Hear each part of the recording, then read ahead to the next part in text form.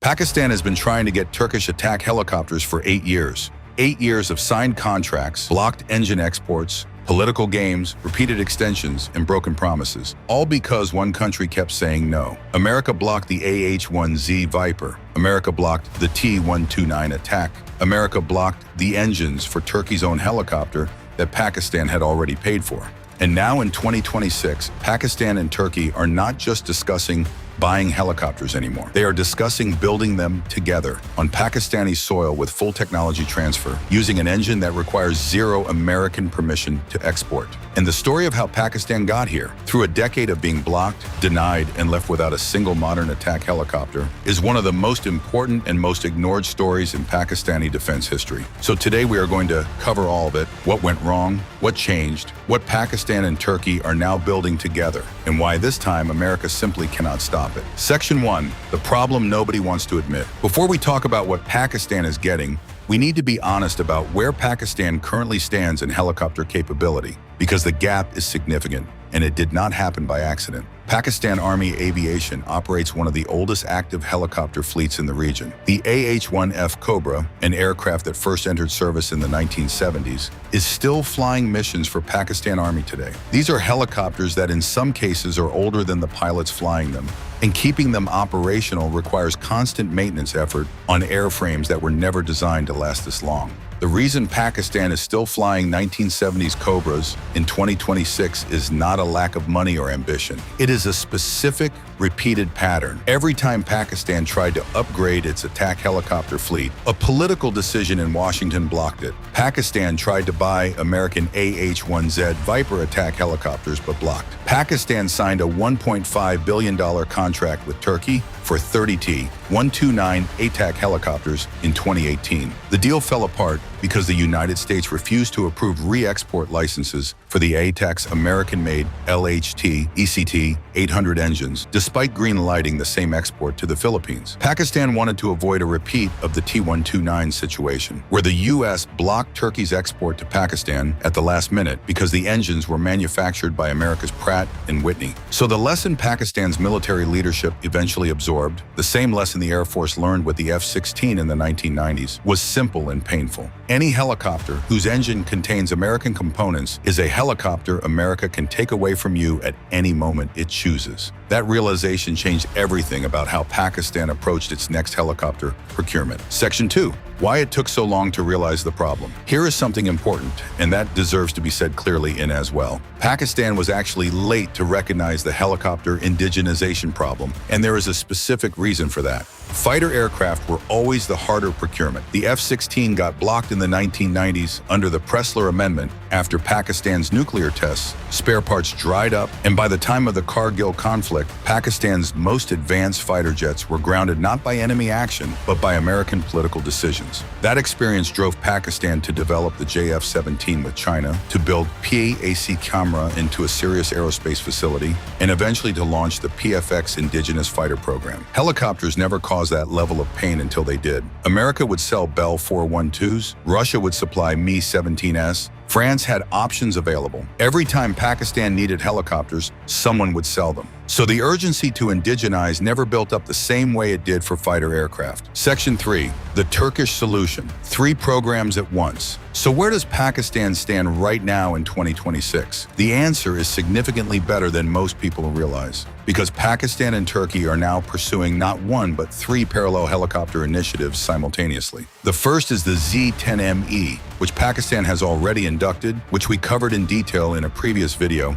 and which gives Pakistan Army Aviation an immediate modern attack helicopter capability while the longer-term programs develop. The second and third are where it gets genuinely exciting, and both involve Turkey. Pakistan and Turkey are reportedly in active discussions about a joint helicopter development program, with talks centering on the Pak-Turk Industrial Fair Joint Working Group meetings held at Pakistan's National Aerospace Science and Technology Park in Rawalpindi, where Turkish aerospace industries has already established its first overseas office. Think about what that means. TAI, the company that builds Turkey's most advanced military platforms, including the KAN fighter, the T129, the Gökbey utility helicopter, and the ATAK-2, has set up a permanent presence inside Pakistan's premier aerospace development facility. The first platform under discussion is a modified variant of the T129 ATAK II, Turkey's next-generation heavy attack helicopter, which completed its first flight on April 28,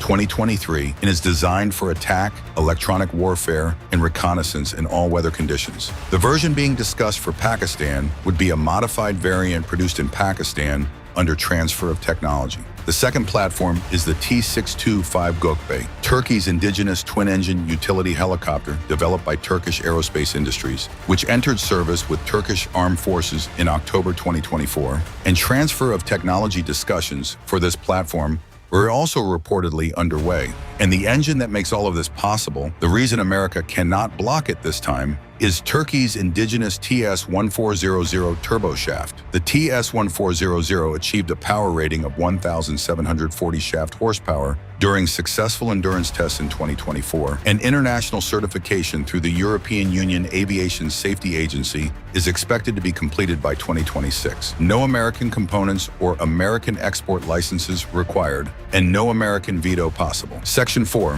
Why this time is genuinely different. At this point, you might reasonably ask, Pakistan has been here before. Signed contracts, announced deals, confirmed programs. What makes 2026 actually different from 2018? The answer is three things that did not exist before.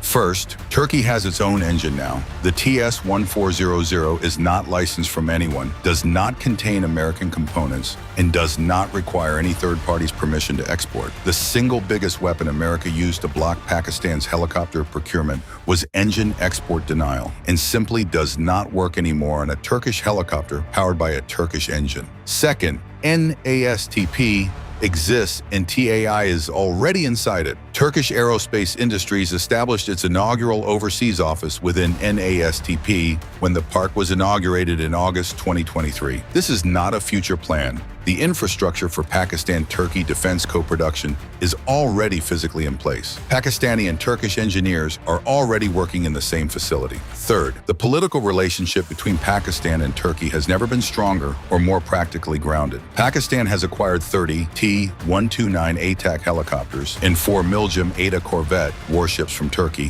while Turkish firms assist in maintaining Pakistan's fleet of around 41 F-16 fighter jets, meaning Turkey is already deeply embedded in Pakistan's most critical defense platforms. This is not a new relationship being tested. This is a mature partnership expanding into new territory. And sitting underneath all of this is something even larger. If Pakistan places bulk orders for the ZE-10ME crossing 100+ units, China has reportedly agreed to open a local production facility in Pakistan where 60 to 70% of components would be manufactured domestically. So Pakistan is simultaneously building towards local helicopter production capability from both its major defense partners, Turkey and China, and at the same time. Section 5. The bigger picture. What this means for Pakistan. Let's zoom out and look at what all of this actually means for Pakistan's defense industrial trajectory, because the helicopter story is really a chapter in a much bigger book.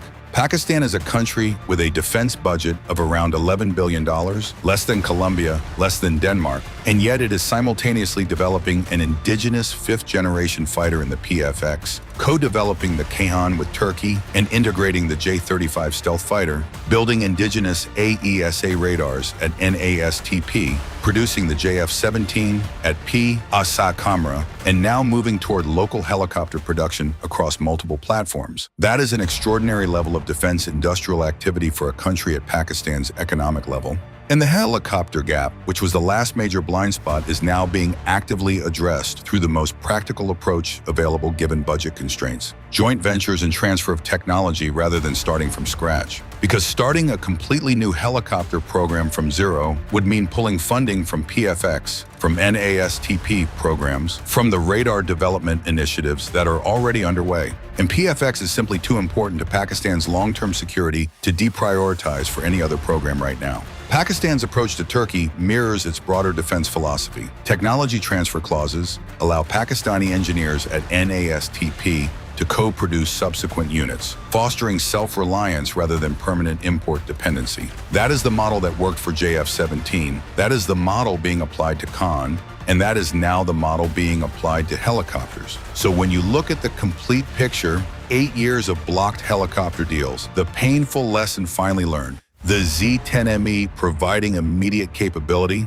the ATAK-2 modified variant under joint development discussion, the Gökbey utility helicopter technology transfer in progress, Turkey's indigenous TS-1400 engine removing America's veto power permanently, and TAI already operating inside of NASTP, the conclusion is clear. Pakistan did not just find a workaround to its helicopter problem, it found a permanent solution, one that builds industrial capability inside Pakistan rather than creating another dependency on a foreign supplier. The Cobra is still flying today, but its replacement is no longer a question of if, but a question of when. And for the first time in 8 years, that answer does not depend on what Washington decides. America blocked Pakistan's helicopters twice. Turkey and China together are making sure there will not be a third time.